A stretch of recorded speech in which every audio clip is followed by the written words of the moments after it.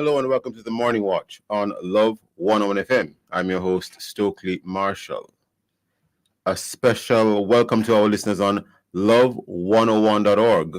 And if you are overseas and on the move, US listeners can access us at 712-832-8001. And if you are in the UK, 0330-332-6541, or join us via the Love 101 FM app that can be downloaded from the Google Play Store or the Apple Store. You can also join us on Love 101 FM Facebook and YouTube Live in the first watch. Who are the runners for US president? And in the second watch, Olympics final roundup. For our social media question, we ask, what is your highest high and lowest low of the Olympic Games 2024? Share your responses on our Facebook or YouTube, Love 101 FM Jamaica Live, and also WhatsApp comments and voice notes to 876-9973-125. Using the hashtag The Morning Watch, we'll share your comments later on the program, but first, here's I quote. All right, today's I quote says, "You spread your bed hard, you have to lay down on it hard." And this is a Jamaican proverb, which means if you spread your bed hard, you must lie on a hard bed. Okay. Mm-hmm. I see. That sounds almost like a scolding. It does. It does. Good morning, Jika. Good morning. Good morning. The main watch. We'll be back after this break.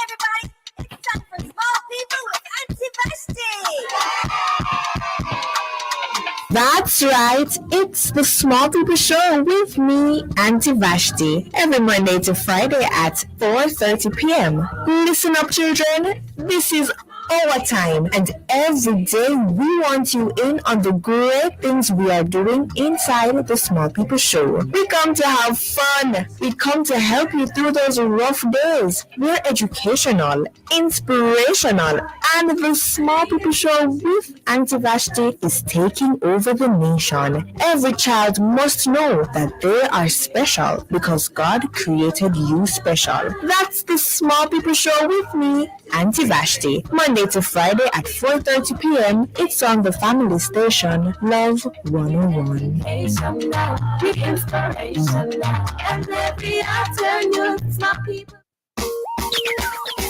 Remember, every dream where you have, remember everything where you plan. With J&M Bank, anything possible. With a little savings in your hand. Save for your plan, building house, buying land, work clothes and dreams like a plan. Save for your plan. Living your best life and making memories is priceless. But saving little by little is what makes it affordable. Stop wishing you could. With your J&M Bank savings, you absolutely can. J&M Bank will help you find a way. So you think all toilet paper is the same? Yeah, basically, tissue is tissue. You obviously never experienced the domino effect then. No, what not? Feel this. Wow, that is soft. Not just soft, domino toilet paper is also super strong and ultra absorbent. Basically, getting comfort where you need it most. So yeah, you want to give me this one, right? Domino toilet paper. Experience the domino effect and get softness all around you. Available at retail stores near you.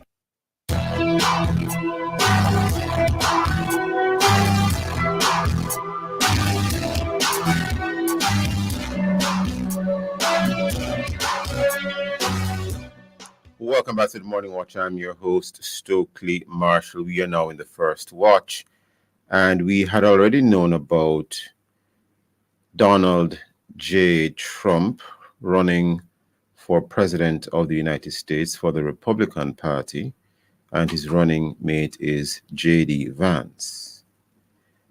Now that Kamala Harris has a running mate, Tim Walz, the race now appears to be in full gear. And the debates, or at least one debate, has been scheduled for a date in September. And there are, interestingly, some other candidates.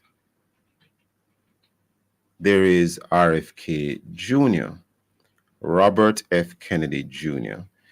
His own father was once the Attorney General of the United States, and his uncle was President Kennedy. Interestingly, both President Kennedy and Robert Kennedy, being the father of the current candidate, RFK Jr., both of them were assassinated. We also have a few other candidates. We have, for example, persons like Dr. Shiva Ayudarai. I hope I pronounced that surname correctly. He is a scientist and entrepreneur, and he has announced his bid as an independent candidate for the 2024 U.S. presidential election, as has RFK Jr. We also have a few others. We have persons like Cornel West and Jill Stein. The media tends not to focus on these other candidates. We tend to hear a lot about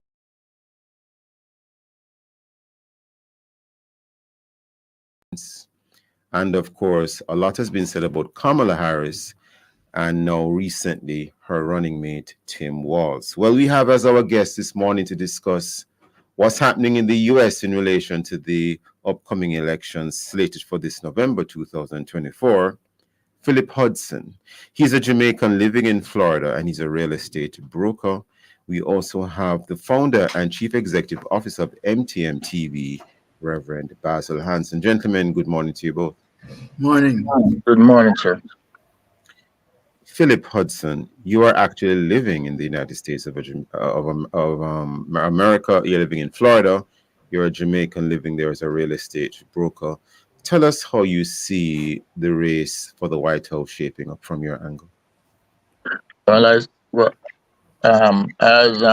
President Biden exited the race and Kamala Harris become the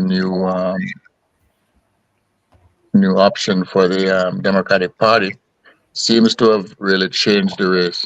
There's a lot more enthusiasm from the voters, and it appears to me that we're likely to have the first female president of the United States.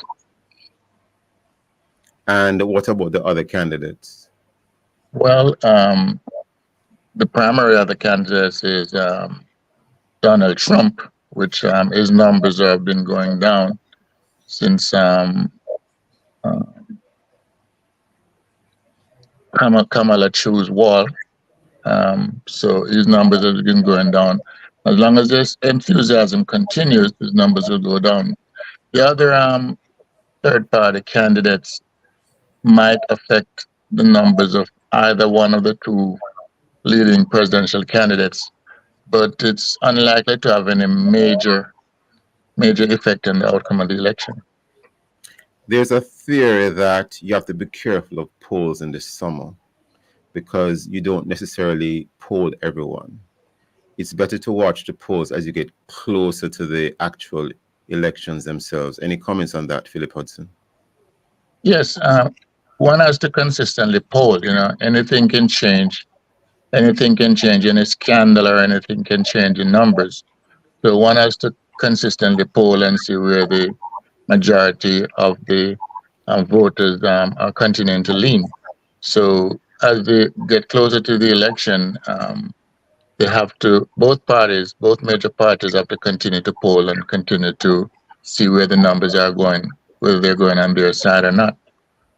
Well, scandals aside, because you specifically mentioned scandals, but the theory about polling in the summer is that you won't necessarily poll everyone who can be polled because a lot of persons are on vacation. So you won't necessarily speak to everyone. But be that as it may, thank you, Mr. Hudson. Reverend Hanson, how do you see the race for the White House so far? Thank you for having me, Stokeley. To me, right now, as we all know that President Biden was in running, and his campaign was not really good, and so they had an early debate in June, and that exposed him to the world that he was not up to the task. He was removed from, the presidency. He said recently there were persons who were concerned about him running and winning. So, he left the candidacy and turned it over. But my concern is that for Kamala right now, I don't see gender. I see performance, and I am not sure that Kamala has a policy that I can point to at this stage. You can't be running an election and you don't have any policy, and it's all about excitement and vibes.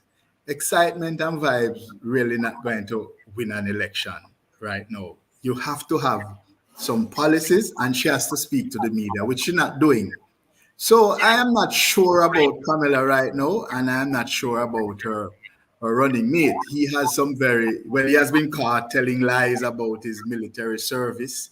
He has had some progressive agenda that I'm not sure Americans are ready for. That said, people are excited now about Kamala and being a woman. Some are saying she's black, some are saying she's Caucasian. We're not sure where she stands, but we know that people are excited, and so there's a buzz around Kamala. But I don't necessarily think, she has the substance and she has the policies on which to win an election.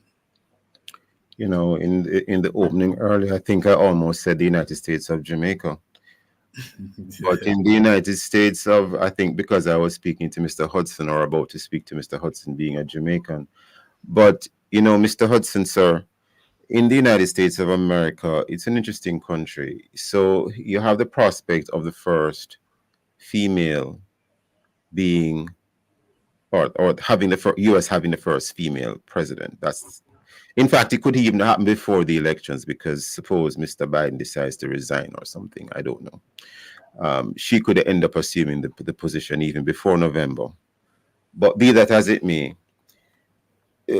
Reverend Hansen made an interesting point. Is identity politics so critical in the U.S. that persons would want to vote for her simply because she's a woman, not because she's a woman who can bring whatever is necessary to the table to be a great president? Any thoughts on that, sir? Philip Hudson. My apologies, sir. Yes. Yes, I think there's some people who are likely to vote for her because she's a female. There's also people who might want to vote for her because she'll be the first black female president. However, be it as it may, America being the country that it is, I think most people who are going to vote for her are either going to vote against Donald Trump Donald Trump against him. Okay. Or for the Republican Party, because the country itself is not acclimated to quickly vote for a black person as president, and more so a female. Interesting. And you mentioned the matter of the first, well, I also indicated, the matter of the first black female president. And you have, now, there have been some persons who indicate that although she is black, in the past, she was introduced and identified as Indian. In fact, I saw an interview where she was speaking with someone who is Indian, and she, in that conversation, was affirming her Indianness, and I didn't hear in that clip where she indicated that she was black. But she obviously has to talk to a lot of black people in America now. I've even heard her speaking at events with a largely black audience, and she even speaks in a manner similar to the persons in her audience. Some call it her putting on a black accent. What do you make of that? Because it doesn't appear as if she has a sort of heritage within the US which the average black person may identify with. So maybe the only thing that resonates just looking at her is her skin color. Any thoughts on that, Philip Hudson? Well, she, as far as I know, she's always identified as black. She went to a black Philip historical. Hudson, Philip Hudson, I think we're upon a break already. Can you hold the thought? Leave this until after the break. Listeners, please stay with us. We'll be right back on the Morning Watch. Time on Love 101 is now 7:15 a.m.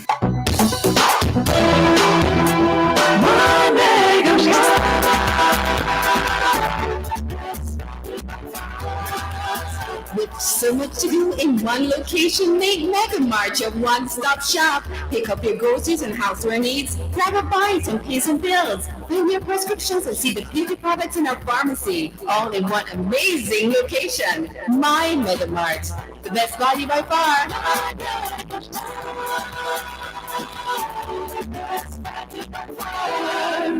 Of the follow great sardine, that's a flavor. Great sardine with the chef and the making up. Follow the one with pepper, that's a the winner. Shop and supermarkets, everybody sell it. You all of them nice. Pass the part, make push it. Great sardines, follow the better flavor.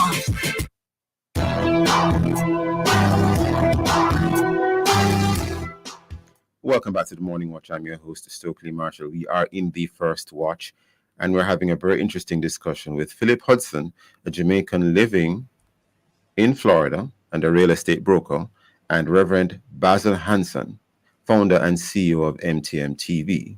And the topic in this first watch is in terms of who are the runners for U.S. president. Who are the runners for U.S. president? Philip Hudson, just before the break, you're making a point. I was asking you a question in relation to the race of Kamala Harris, and you began to indicate that she has always identified as being black. Please continue. Yes, like I said, she went to an historically black university. She has actually acknowledged her Indian descent, as one knows. Her parents divorced. I believe she was like 6 or 7 years old, and her mother. She primarily grew up with her mother, so her Indian influence is very strong. But she has never disacknowledged, and she often acknowledges her Jamaican heritage. So they're just making the bones out of it right now, and obviously she's never declined her black heritage. It's interesting you said that, because in watching the clip where the Indian was acknowledging her as Indian, she went along with the acknowledgement, but she didn't insert that she's also black. I'm also seeing where in the Business Insider, this is a news item from way back in about 2016, November 2016, interestingly. Attorney General Kamala Harris wins the open Senate seat to replace retiring Democratic Senator Barbara Boxer in race featured two Democrats in California. And the headline above it says, California's Kamala Harris becomes first Indian American U.S. Senator. It seems as if there was just this general thing of referring to her as Indian before. I agree that she's not only Indian, but Reverend Hanson, your thoughts? Well, I'm not into the identity politics, whether she's black, white, whether she's a woman or a man or whatever. That's irrelevant right now.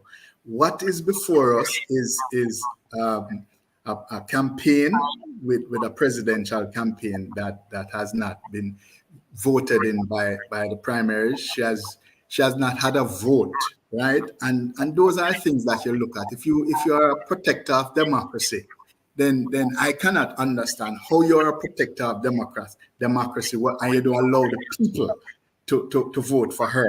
You basically just put her in the position. That for me is dangerous. It's going somewhere. For me, 75 million people voted for Donald Trump in 2020. You cannot say that people don't love somebody like that. People, when you have a president that had 70, well, let's say Joe Biden had about 80 million. Well, if 80 million vote is not there and somebody has 75 million, I don't see how you can rule him. I don't see how you can say that this person is not effective. You understand? So for me, at the end of the day, it comes down to the policies. I know people will not. I spoke to somebody recently and I asked them, so why is the race different now? And their thing was because Kamala is a woman, or Kamala. I cannot vote for you because you're a woman. I'm voting for policy. And I'm looking at the policies that are going to affect my life in a positive way. I'm looking at the economy. I'm looking at the inflation. And I'm saying to Kamala has not provided us with nothing as to how. In fact, she's saying that recently she said that I am going to try and bring down cost. So she's admitting that cost is through the roof under her administration with Biden. She's saying we are going to tighten up the border. She's admitting that under her administration, and she was given responsibility for the border, it is failing. So are those going to just go away like that? I don't think so. People are going to enjoy the moment now, but when the reality comes to bomb, people are looking at policies. I might not like Donald Trump personality, but he has never implemented his personality as policy. I'm looking at the policies. Donald Trump is about no tips and tax, trying to make people's life better. Kamala just said it recently. She's doing the same thing also. So that's the only policy I've heard from her. So I'm listening for the policies that she's going to bring to the table. I'm not enthusiastic about whether you're a woman or not. That's not the issue here. Policies are the issues. And we must, in our own country, look at those and the policies that they are promoting. That is what affects our lives every day. In fact, Mr. Trump is accusing her of stealing his policy. But that is so true, and it is true. I leave that alone for now. Let's move on to Tim Walz, her running mate. I'll say a couple of things. Now, Walz was a school teacher, I gather, in the past. However, his wife, Gwen, a fellow teacher previously, she indicated that she got married to her husband, Tim Walz, on the 5th anniversary of China's brutal repression of the Tiananmen Square protests. And according to her, she's quoted as saying, he wanted to have a date he'll always remember, she told the Star Herald before they wed. That's one interesting thing I saw about Mr. Walz. Then I see as well where he was in full agreement with, well, not just in full agreement, but he caused the placing of tampons in boys' bathrooms in the state of Minnesota, for which he, in terms of him being governor. And he also mandated the experimental COVID-19 jabs in his state. How do things like this strike you, Philip Hudson, or to you, nothing to see here? Well, those things are kind of minor to me. Those things are things he implemented locally in Minnesota in his state, and that would not and could not be applicable in the United States. Additionally, if I may, sir, it may indicate the way he thinks policy should be implemented on a state level, and he'll be vice president, so he might have a chance to contribute to policy on a national level. And people tend to look at the record of others going forward when you're making these sorts of choices, as you would with any candidate, and as you should. Philip, well, it might contribute to, but as you know, the president directs the direction of where the country wants to go and direct the policies. So, the vice president philosophy or belief system would not be the dominant one that is driven the country. The vice president always supported whatever the president said. Well, only because of time. Let's look very quickly at Kamala Harris. Kamala Harris, as part of her opening, can we call it that, in terms of being on the Democratic ticket, as soon as she was given the nod, she appeared on the RuPaul show, where she really went on it and presented herself essentially to the country. And RuPaul, if for those who may know, is known to be a member of the LGBTQ, can I call it, movement in the United States of America. And that alone might send a signal. Does that strike you in any way, Philip Hudson? No, it doesn't. No, America is a open country. It absorbs people from all over the world. So nothing to see here. Excuse me? So nothing to see here. No, this is nothing new with the Democratic Party. This is a Big Ten party. They absorb everyone, and therefore I don't think there's anything unique or special. Everybody's vote counts. All that thought, because of the time, never enough time with the morning watch. We're literally minutes away from closing. Reverend Hanson, quickly, sir, any thoughts from you in relation to what I just pointed out to? Yes. Well, as a Christian, Stokeley, as quickly as you can. As a Christian, I have to take into consideration those things. Kamala was the first to perform a gay marriage in California, right? And if that is her policy, as a Christian, I cannot go against God. I have to go against Kamala. So I can't support Kamala and those policies. And so that is where my position is. We have to deal with policies, not personalities. And the policies that Kamala implementing are not going to be good for society. It's not going to be good for human flourishing. And we can't stand and support that. Whether she's a black woman or a white woman, those policies are detrimental for society. And therefore, we can't support them. Understood. Now, what about some of the other candidates? The Cornel West, the Jill Stein. Jill Stein is from I think it's the Green Party, the Cornel West, and of course I mentioned Dr. Shiva. Interestingly, Dr. Shiva Ayadurai was actually born in India. He is a scientist and entrepreneur, and he doesn't think him being born in India is a barrier to him being U.S. president. And yes, anything on the third candidates? I hate the term third candidate. I don't think they are going to be impactful. I mean, when Biden was running, RK Jr. was doing much better. He's now not doing very well. So I don't really see them having any great impact.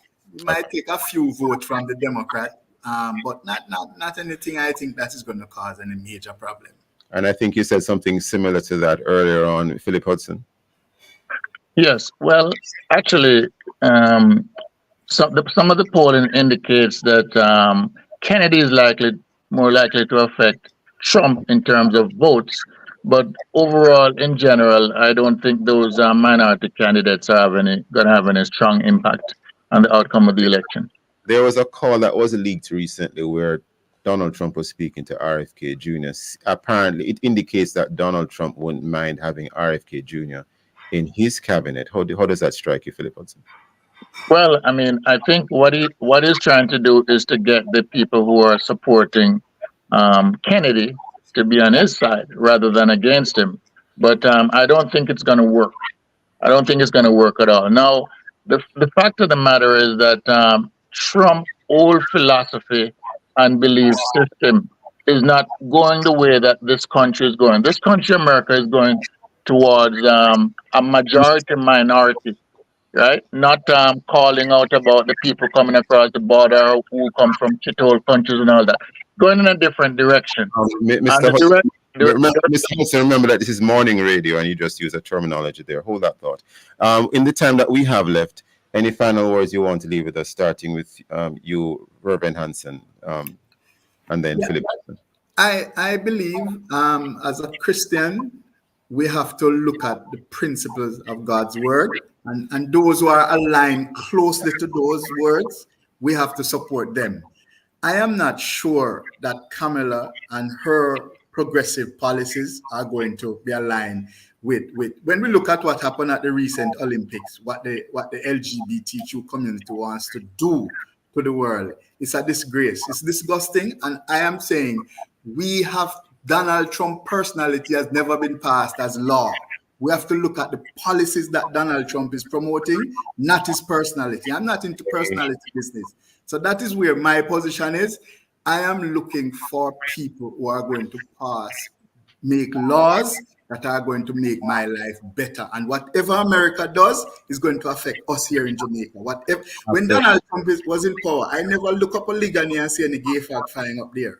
But when Biden is in power, we have to go up there and protest for them to take down the gay flag. I have to leave it there, Reverend Hanson, because I think we're totally out of time. I'm getting a signal. Wanted another thought from you, Philip Hudson, but we're totally out of time. I want to thank both of you gentlemen for being with us on the Morning Watch this morning. Very interesting discussion. Please, listeners, please stay with us. We'll be right back at the Morning Watch. Anything possible with a little savings in your hand. The time by Jam Bank is 7:31. I am Megan Tapple, Olympic 100-meter hurdles bronze medalist. At 5'1", I've always been asked, how you manage to clear the hurdles so easily? Truth is, I've been overcoming hurdles all my life. How? Preparation. So I always prepare for every hurdle in life. And that's why I drink True Shake. With True Shake, I get 9 grams of protein and 24 essential vitamins. I may be short, but with True Shake, I am not short of anything. Come on, True Shake and go! Ready to experience 6 times more freshness in your clothes? Try Downy Scent Beads. Its fragrance is so amazing, you have to sniff it to believe it. Try Downy Scent Beads today. 6 times more freshness versus using detergent alone.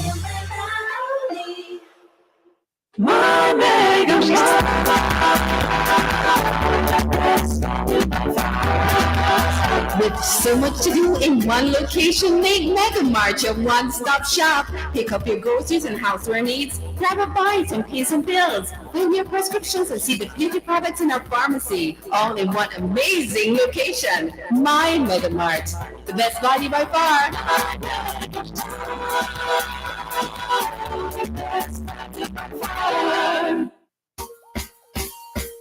Mama work hard, for real. She do the most to send me and my brother go school. So, the dream was always to go to university. Well, I fulfilled 2 dreams with 1 Jane Bank savings plan, you know. I further my education and I make mama proud. Stop wishing you could. With your Jane Bank savings, you absolutely can.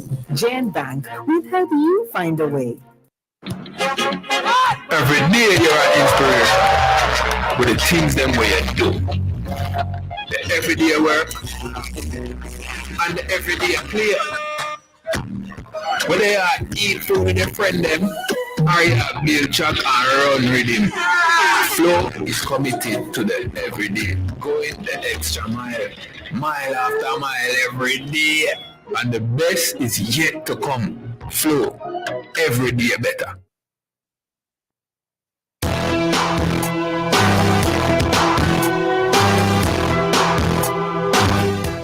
Welcome back to the Morning Watch. I'm your host, Stokeley Marshall. Let's take a look now at the newspapers to see what Jamaicans and others are saying and doing. And we have in Loop Jamaica News. Jamaica declares total assault on gangs after 17 shot, 8 fatally. Prime Minister calls Clarendon mass shooting an act of terror. And it is indeed an act of terror. We turn now to the Jamaica Observer. Relatives mourn loved ones slain by merciless gunmen in Cherry Tree Lane. We turn to the Gleaner. Cops under investigation for allegedly beating woman with stool, choking her over price of drink. Those and many other stories in our various news sources. And of course, coming up next, we will read for you some of the feedback from our Facebook, YouTube, and WhatsApp question, which is, what is your highest high and lowest low of the Olympic Games 2024? If you haven't done so, leave your responses on our Facebook or YouTube, Love 100 FM Jamaica Live, and also WhatsApp your comments and voice notes to 876-997-3125. using the hashtag The Morning Watch. We'll be right back.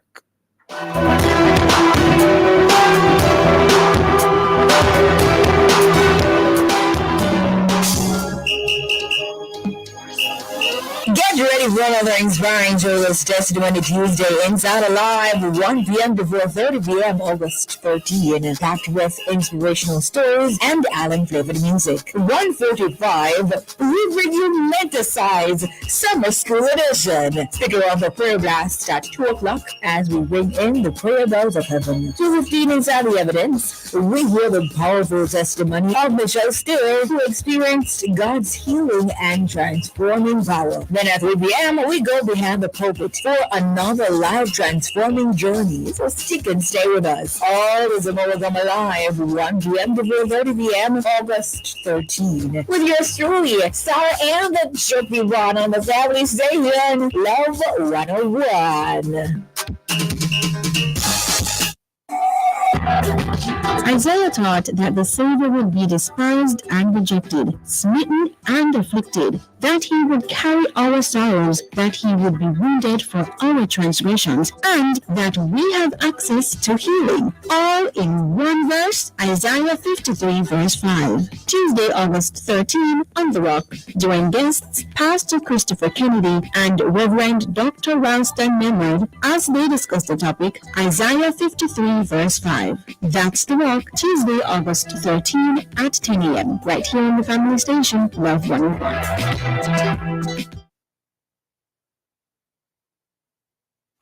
everybody, it's time for Small People with Auntie Vashti. That's right, it's the Small People Show with me, Auntie Vashti, every Monday to Friday at 4:30 p.m. Listen up, children, this is our time, and every day we want you in on the great things we are doing inside the Small People Show. We come to have fun. We come to help you through those rough days. We're educational, inspirational, and the Small People Show with Auntie Vashti is taking over the nation. Every child must know that they are special because God created you special. That's the Small People Show with me, Auntie Vashti. Monday to Friday at 4:30 p.m. It's on the family station, Love 101. With inspiration now. And every afternoon, Small People.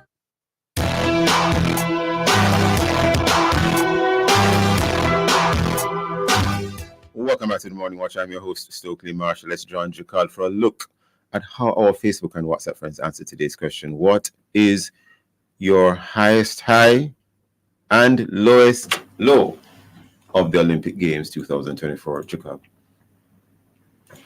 All right, so we have a response from Cherry in Spanish, and we have a voice note. Let's hear from her. Thanks to you, Morning Watch, all the wonderful staff of Love 101 and all listeners in Radio Land. What is my highest moment for the Olympic? My highest moment is to see 3 Jamaicans get qualified in the field event of shot put, and then to see 2 Jamaicans getting medals in the shot put. Roger Stoner making that Olympic record of 70 meters and his teammate getting that bronze. Mr. Campbell, yes man, to God be the glory for that. And you know, my lowest moment is not just hearing that Sharika and Shelley-Ann pull away, but to know that they have injury, and also Jaden having an injury. And I don't know, I'm not sure, I haven't heard if Roshan, after he tripped over that hurdle, if he has any injury, and also oblique, that groin injury acting up again. You know, I'm just praying that they get a perfect and proper healing. Yes, man, as they go forward in all their future dreams and endeavors of track and field. And to God be the glory again. We get some medals in the track and field area, and also Wayne Pinnock and Shanika for those silver medals in the field event. To God be the glory. That's right. Thank you so much, Cherry in Spanish now. Thank you. That's it, Jacob? Yes, that's it. Well, that was quite a bit. And we go right into the second watch. Welcome back, listeners, to the Morning Watch. We are in the second watch. Now, the Olympic Games came and went, and Jamaica did not do as we all wanted or are used to. But we also did what maybe we never expected. Now that it's all over, let's take a look at the ups and downs, the highs and the lows. What were the mistakes, if any, and what did we do right? We have as our guests today, this morning, host of Sports Talk on Love 101 FM, the family station, Kathia Davis. We also have the director of Jamaica Sports 876, Olive McNaughton. Ladies, good morning. Good morning. How are you? I'm wonderful. No. Good morning, sir, and to your listeners, good morning. Greetings from Jamaica. No need to be so formal, Stokeley. It's perfectly fine. Good morning, Stokeley. Now, your highest high and your lowest low of the whole event. Starting with you, Kathia. Highest high, lowest low, or everything was even? Okay, well, maybe I need to talk from a Jamaican perspective because I suppose you're asking, or are you asking overall? Well, what's the Olympic highest high and lowest low, or is it Jamaican perspective? But let me answer. I want to use a sports term. The field is wide open. All right, cool. So from a highest high, the height for me would have to be Roger Stoner in the men's discus final set, getting to set 70 meters and setting a new Olympic record. Yes. I think my lowest low is the injuries that plague the different athletes across the different disciplines. Yes, yes. But if I was to choose a highest high of the Olympics, I'd say 3 persons would get that for me across the sports. In swimming, Leo Marchand from France, 4 gold medals, 1 bronze. In athletics, it would be Sydney McLaughlin-Leroney, women's 400-meter hurdles world record. And of course, she also got a gold medal in the 4x4s. Gabby Thomas, she got 3 gold medals, 200-meter gold, 4x1 gold, 4x4 gold. And Armand Duplantis from Sweden, who broke the world record in the pole vault, 6.25 meters. Yeah. And what about some persons from some of our other Caribbean islands, Kathia? I mean, yes, Julian Alfred getting the gold medal. I mean, it's not a high for me. It is to be celebrated, but I wouldn't classify it as a high for me. And of course, Thea Lafond in the triple jump getting a gold medal, first gold medal for their countries. If I go there, then the list becomes wider because then I have to talk about Leslie Tugogo from Botswana, who received the first gold medal for his country in the men's 200 meters. So you're asking me for high. So I have to distinguish. Yeah, I know. And interestingly, Alfred, we can claim her to the extent that she was trained in Jamaica. Well, she went to St. Catherine High School for 3 years. Yes. Well, and took part in the Boys and Girls Championships. Then she transitioned to the University of Texas. Yes, and I don't think a lot of people realize just how important the Boys and Girls Championships are in shaping our athletes. I think a lot of countries have nothing like that. We are one of the few. Olive McNaughton, Director, Jamaica Sports 876, highest high, lowest low, and generally? Well, yeah, several persons have said, what is clear. For Jamaica, at 2024 Paris Olympics, we got 6 medals, 1 gold. Roger Stoner, the 70 meters was absolutely unexpected. But the fact that we had 3 men in the discus throw is really fantastic for me as well, because I am a field person. And so that was only because of time. Hold that thought 1 second. I'm getting a signal. Listeners, please stay with us. We'll be right back on the Morning Watch. sardine for the chef and the beginner. Follow the pan with pepper, that are the winner. Shop on supermarkets, everybody Great selling. sardines, follow the better flavor. The time is 7:45. Hey, my peeps, get this on the regular. Your HIV status if you consider. The least of a test once a year. Just 15 minutes so your status clear. Cause it might not show up on your timeline and you learn to win it so you're out of time. A progressive future on the tour. Really long life our story. You hear? Remember, update the status in a real life. Do a HIV test today. Just 15 minutes so your status clear. Really long life our story. Really long life we say you coming from the Ministry of Health and Wellness.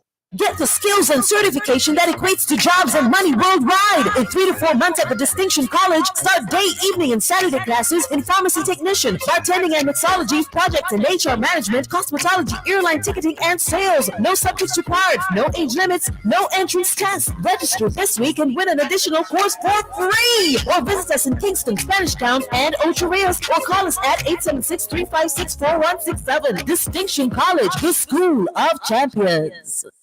Ready, set, go!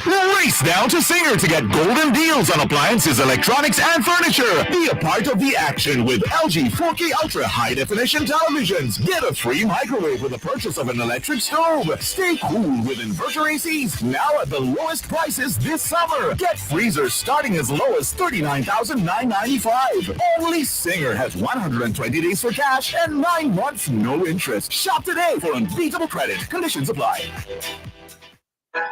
This is it. What you can't afford to miss. The Jocelyn Lewis Foundation presents The Redemption, August 16th, 2024. Featuring the headliner, American renowned artist Jacqueline Carr, and so many others. Ticket outlets: Fontana Pharmacy's Islandwide, La Vega Pharmacy, St. Jago Plaza, St. Jago Pharmacy, Burkroad, Spanish Town, Genius Pharmacy, Portmore, Interline 842-5637 at John Road. See you there. To my amazing son on his wedding day, my heart is full of joy for you. I wish you a lifetime of happiness and a house full of love. Oh, and some kids would be nice. Your mommy will be the kindest, loveliest granny there ever was. Love always, Daddy. I promised him I'd read this to you one day, and here we are. Thanks, Mommy. Your love lives on with life insurance from Sagicor. Talk to an advisor today.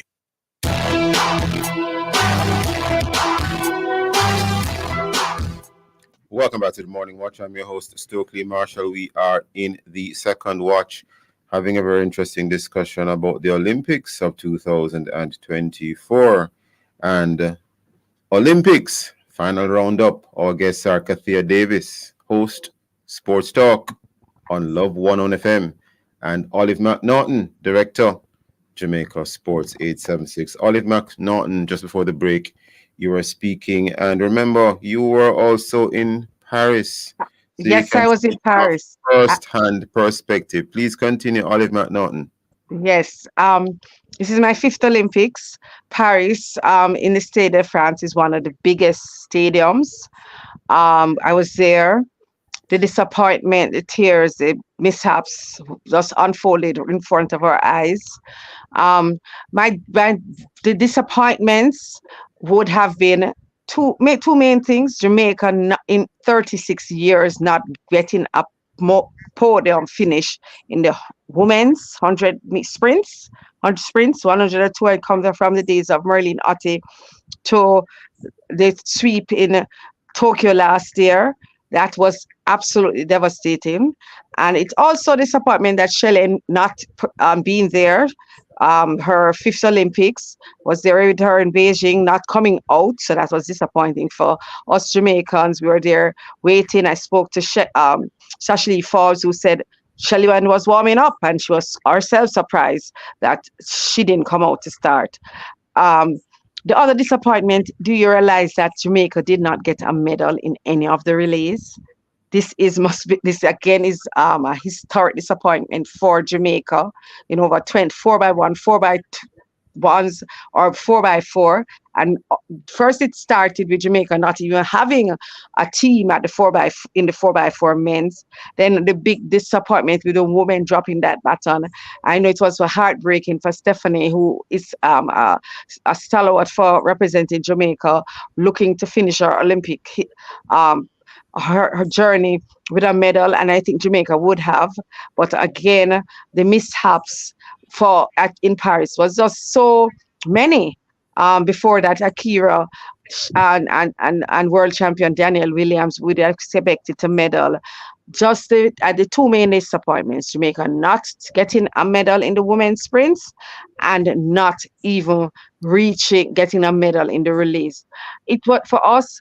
It was just heartbreaking in the stands, because my biggest disappointments also was that one of the things that I do is try to have the Jamaican present in the stands, so when the athletes come out, they know that we are there for them. This particular Olympic was extremely difficult in securing that the tickets to have Jamaica seated together. It was a new thing by the IOC. I would like to big up and thank World Athletics, who came on board to assist us, so that we had pockets of Jamaicans, you may have seen it, seated together.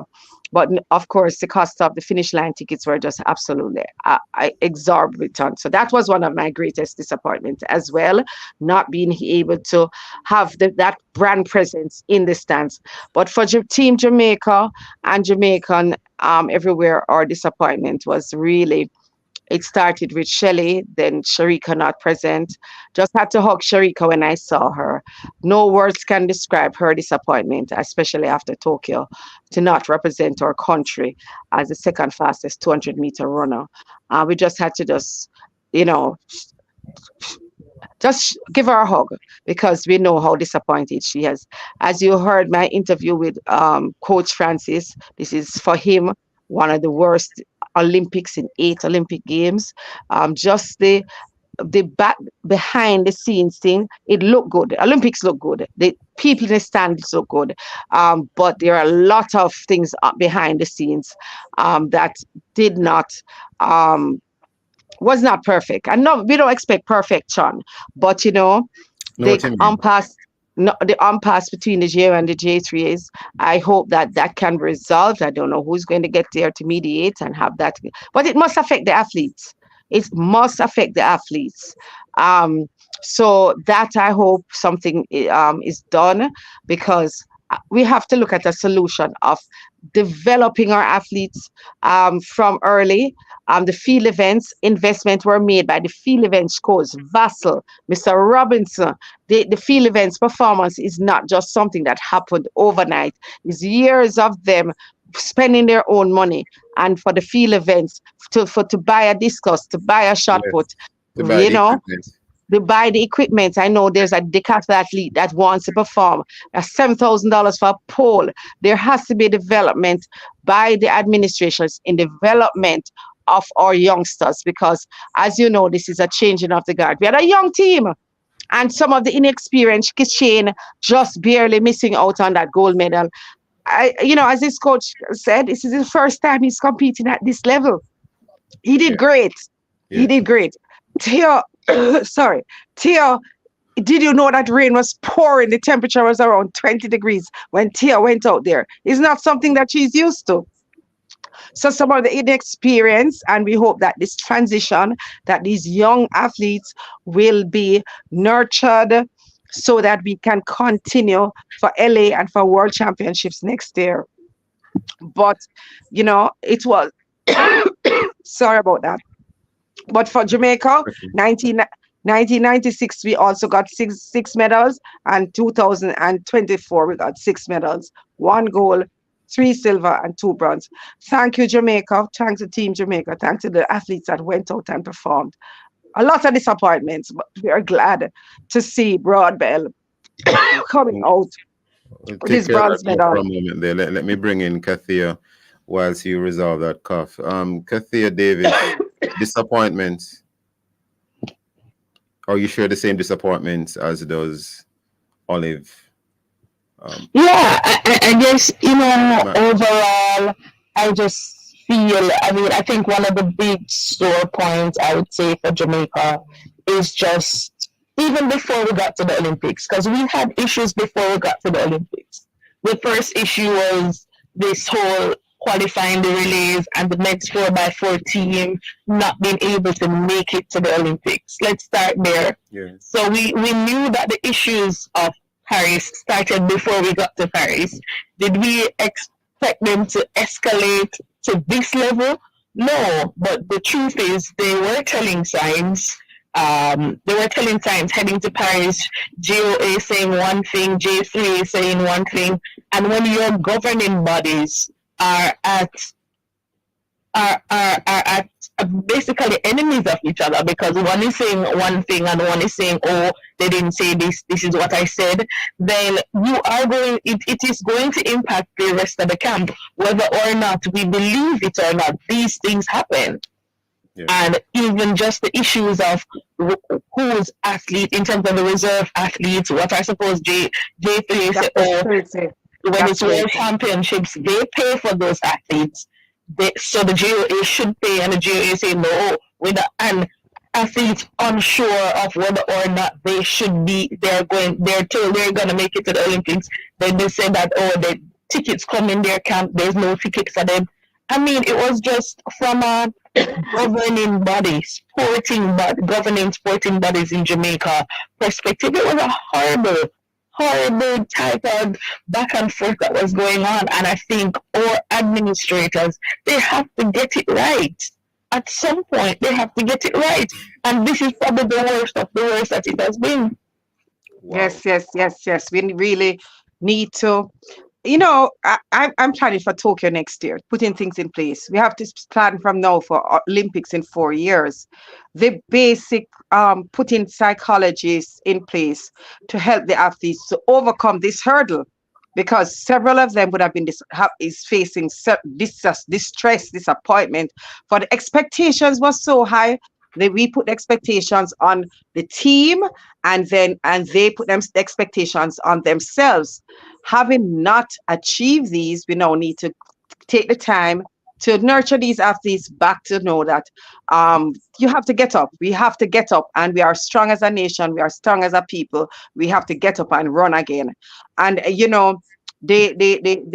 the administrators have to look, what do we need to do to invest in these athletes? You had issues about not getting accreditation for the coaches. What do we know? Jamaica is not a pian country. We are one of the top countries in the world in track and field. So let us talk to the IOC, the IOC president was here. I know we're not looking for preferences, but what systems were put in place? Did we follow them to ensure that the athletes got the best opportunity to perform at their best at the Olympic Games? Well, if not, only because of time, I want to ask this quickly before we wrap.